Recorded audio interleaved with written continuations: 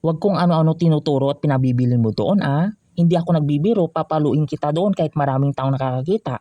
Opo, inay, promise po. I'm gonna drive.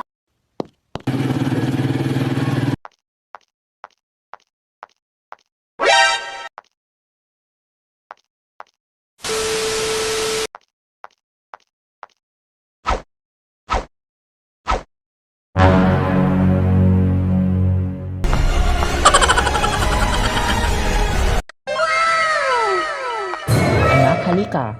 Ma, ang ganda nito. Uy, ibalik mo yan. Wala tayong pambayad niyan, anak. Pero gusto ko po ito, nanay. Ay, hindi ba sinabi ko sa iyo na huwag ka magpapabili ng kung ano-ano? Ibalik mo yan.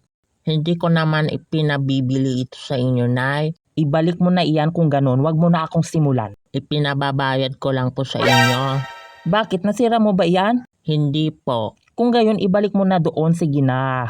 Pero gusto ko po ito. Anong sinabi ko sa iyo bago tayo pumunta dito, ha? Sabihin mo nga sa akin kung ano yung sinabi ko kanina sa bahay. Hindi po ako magpapabili ng kahit ano.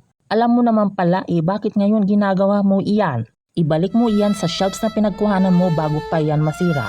Kapag nasira mo iyan, iiwanan kita dito. Ang dami mo pang laruan doon, magpapabili ka ulit.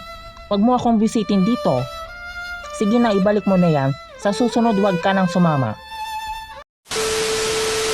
Hala ma'am, yung anak niyo nagwawala. Hayaan mo siya dyan, titigil din yan, trust me. Mind your own business. Sige lang anak, ilabas mo lang yan.